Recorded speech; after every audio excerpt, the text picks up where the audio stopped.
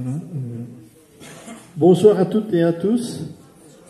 Donc voilà, je suis content qu'il y a beaucoup de personnes présentes. L'intérêt de la place de Philippeville est quand même très important. Et puis on en parle depuis tellement d'années. Voilà, donc on n'est pas ici pour des polémiques au niveau de la place, que ça n'a pas été fait. Ici, on est dans le concret, donc on sait bien qu'on va commencer les travaux. Et nous sommes présents ici pour expliquer un petit peu le projet, les problématiques que cela va engendrer.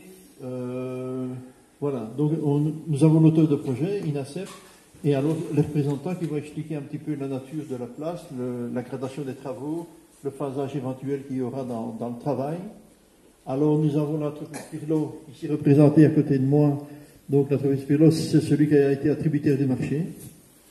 Voilà, c'est une entreprise locale qu'on travaille d'habitude avec, et puis il n'y a jamais de problème avec eux, donc c'est quand même de bons arguments pour que ça se passe comme il faut.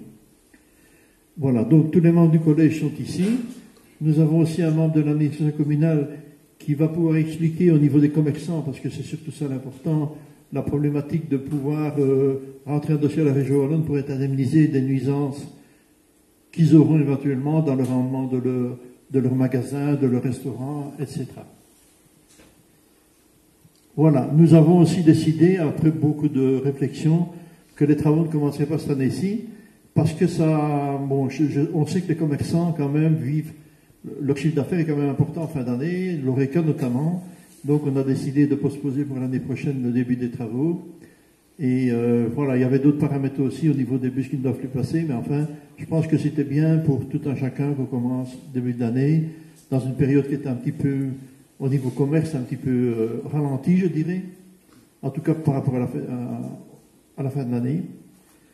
Voilà, je vais laisser la parole maintenant aux représentants d'INACEP qui vont expliquer au niveau du schéma un petit peu le phasage des travaux. S'il y a des questions à poser au niveau de l'échelle des travaux, bien, elle est bien sûr là, à côté de moi. Et alors, l'entreprise Pirlo est là aussi pour répondre à toutes vos questions, vos remarques. Voilà, donc nous allons commencer.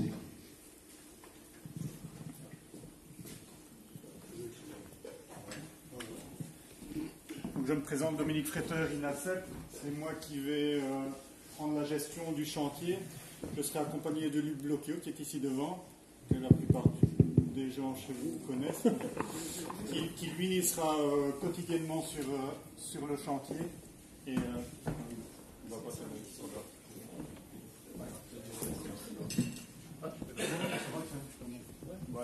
vous m'entendez là-bas au bout? Ah. Voilà. Il y a du mou. Voilà. Et donc, voilà, la place d'âme, l'auteur de projet INACEP, le maître d'ouvrage, c'est la commune évidemment, et l'entrepreneur, c'est l'entreprise Pirlo de Virel. Alors, au niveau généralité, le montant des travaux, donc comme vous le voyez, 720 000, plus ou moins 720 000 euros de TVA comprise. La date de début des travaux, comme Monsieur le bourgmestre vous l'a dit, on a reporté ça à l'année 2020 en sachant que en janvier, vu les intempéries hivernales, bien souvent on ne sait rien démarrer avant février, si tout va bien. Donc évidemment le planning dépend forcément de la date de début des travaux, mais on partirait, en tout cas l'entrepreneur a fait son planning à partir du 3 février. Maintenant. Voilà. Et donc, on commencerait le 3, sauf s'il y a vraiment des grosses intempéries. Si on a 50 cm de neige, évidemment, on ne démarrera pas. Mais sinon, on va tout faire, en tout cas, pour démarrer à partir du 3 février. Alors, le délai contractuel, 140 jours ouvrables. Alors, il faut savoir que 140 jours ouvrables, c'est 140 jours de travail. Donc, c'est sans les week-ends, sans les jours fériés, sans les intempéries. Et donc, on espère, on fait tout en tout cas pour terminer le chantier avant fin de l'année prochaine. Donc, on va se limiter à 2020 pour faire le chantier. L'entrepreneur, j'avais déjà dit, René Pirlo et fils. Alors, les quelques slides qui vont suivre seront toujours positionnés comme ça. Donc, on a la place avec l'administration communale que vous voyez ici en bas, le palais de justice et les halles où nous sommes ce soir.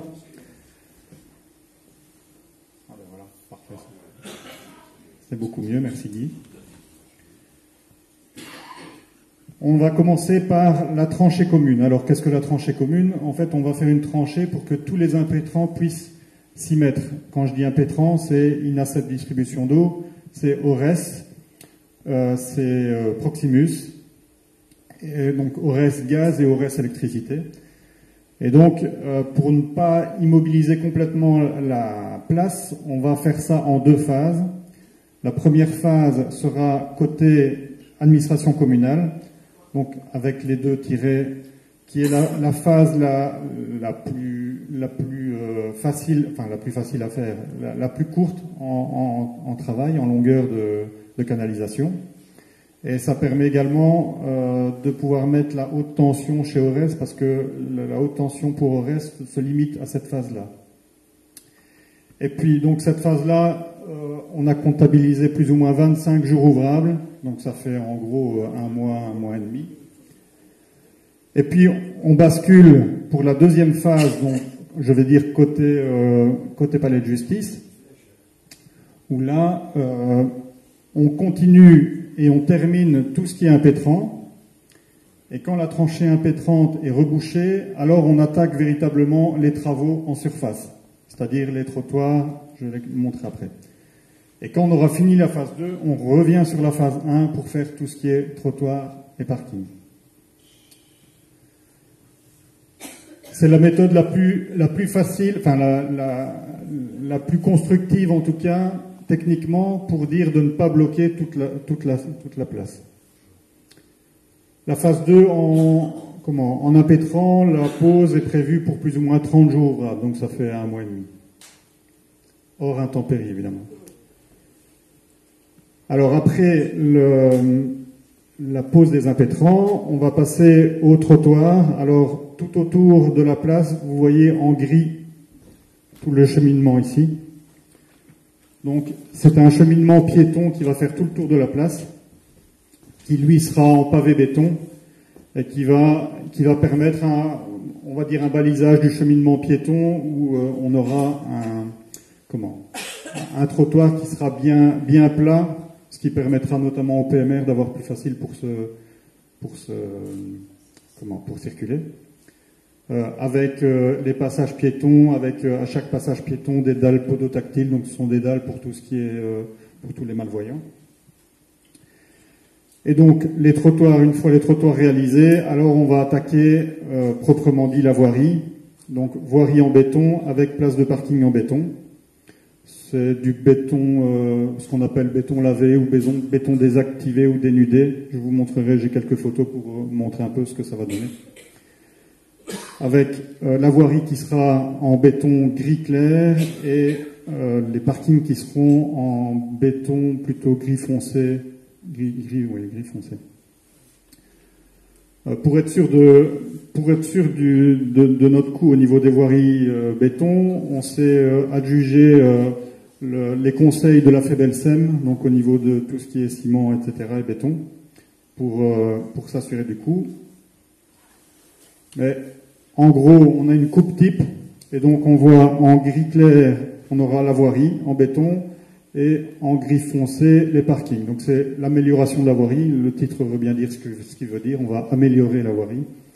Et donc là, on prend toutes les attentions voulues, c'est-à-dire qu'on va mettre les drains, on voit les deux petites poches là en dessous sont des drains pour drainer les éventuelles arrivées d'eau. On a une sous-fondation complète, une fondation complète, et puis 20 cm de béton.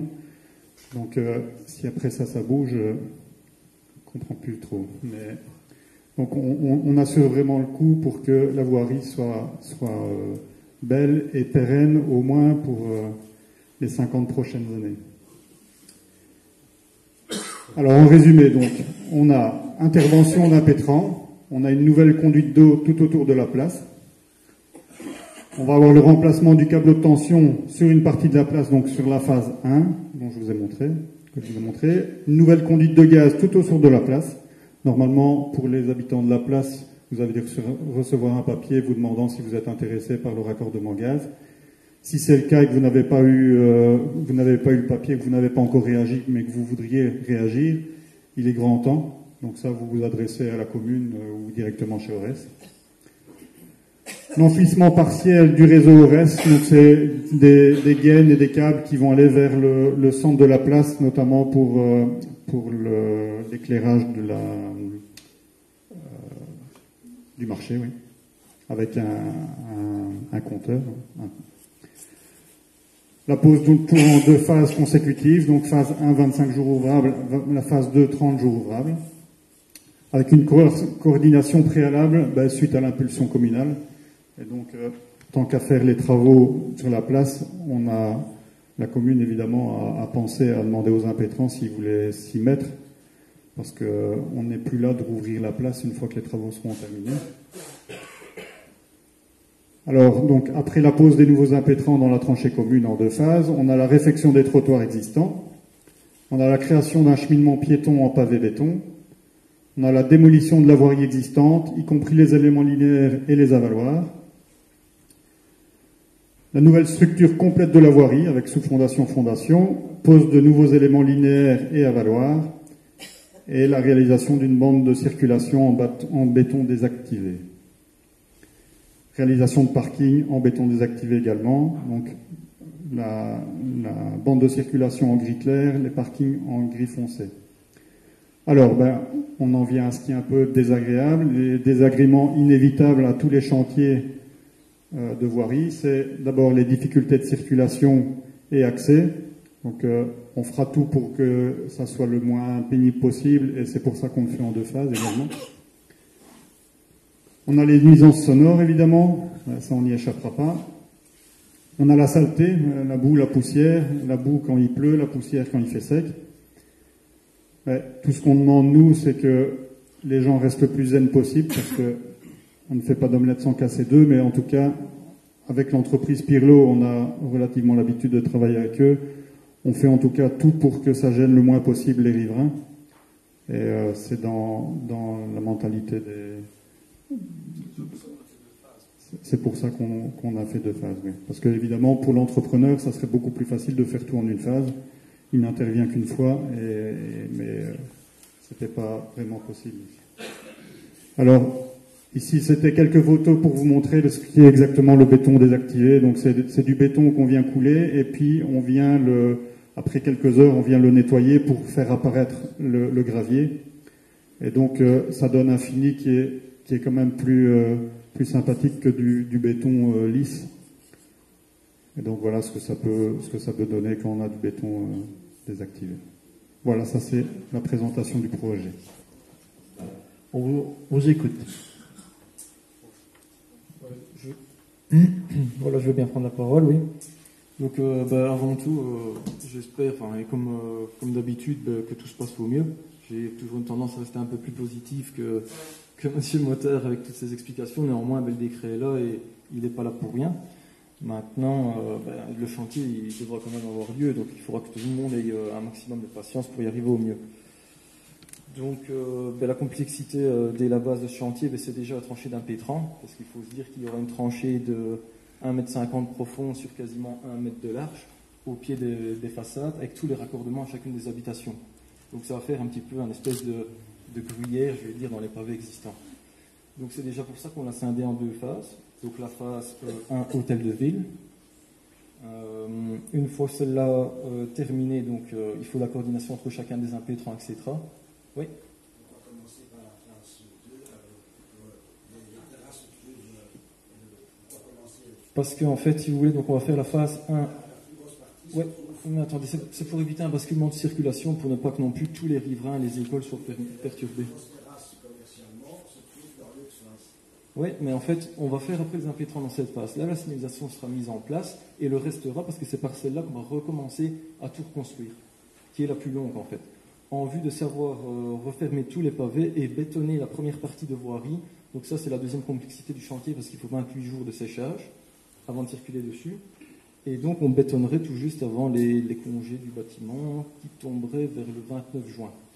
Donc pendant le temps qu'on est en congé, comme ça sèche, on ne circule pas dessus. Et une fois qu'on reprend le chantier à la reprise, donc ça c'est le planning idéal, mais bon, il faut quand même qu'on y soit.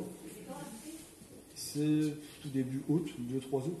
Donc juin, juillet, pas de terrasse. Ah non, ça sera reconstruit en fait. Les piétons seront passés, mais ce qu'il faudra juste, c'est éviter que la circulation repasse sur la voirie en béton le temps que la prise se fasse. Je ne parle pas que pour moi, il y a Oui, tout à fait. Blancherie, il y a Ouais. il y a plusieurs commerçants de ce côté-là. Je Mais- viens d'arriver, je suis nouveau à Ouais. Alors je vais dire tout de suite, moi au niveau timing, alors ça veut dire que je ne saurais pas bétonner. Je vais être pris de coup par rapport à la phase reconstruction, quoi. Si je fais celle du bas, je saurais la bétonner certainement au mois de peut-être fin mai, début juin. Je vais gagner un mois, mais pendant le mois de juin, on ne pourra quand même pas circuler sur la première phase. Et moi après, au mois de juillet, on est en congé. Donc ça voudra dire que tout restera fermé. Enfin, on va perdre un mois de séchage, quoi. C'est un peu. Enfin, j'ai retourné ainsi la situation dans tous les sens, mais pour moi c'est l'optimum, quoi. Et au moins, si je sais par bonheur mettre une équipe en plus, la reconstruction ou même avancer plus, je fais un max, quoi. Comme les petits parkings qui sont là latéral, il serait prévu de faire aussi avant les congés. Donc le phasage a vraiment été étudié pour qu'il y ait le moins Oui. Raccourcir un max. de nuisance au niveau des commerçants, etc. Et bien sincèrement, c'est pas évident à faire.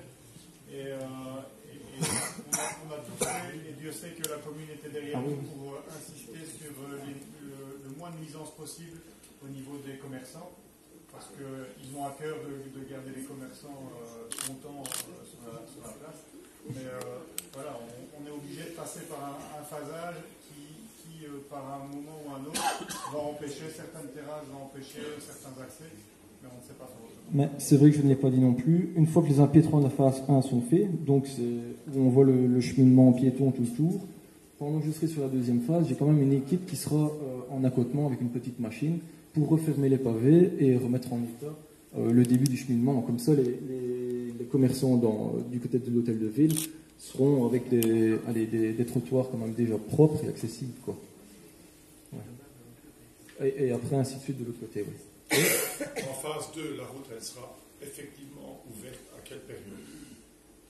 La phase 2, la route reste ouverte durant les travaux de la phase 1. Non, moi, c'est l'ouverture phase 2 de la route.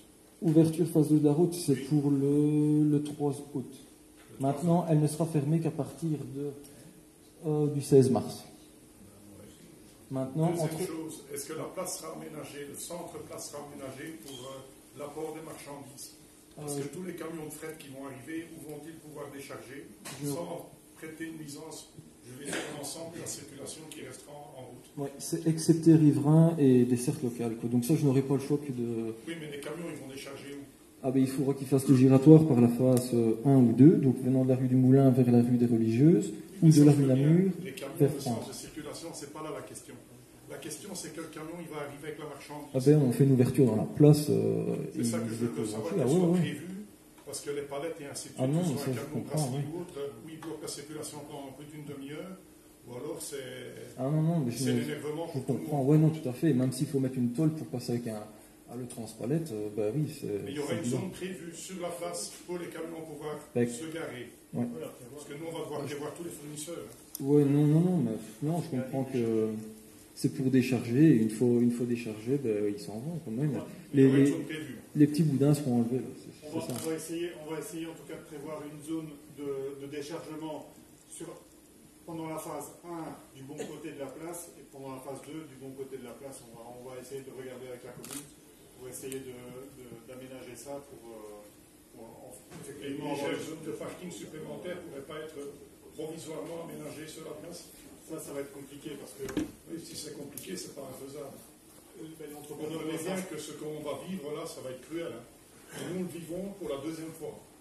On ne revient pas à la polémique, c'est le but que M. Martin a dit, mais nous, c'est la deuxième fois qu'on y retourne. ce sera la dernière. Oui. Moi, j'ai très personne avec moi.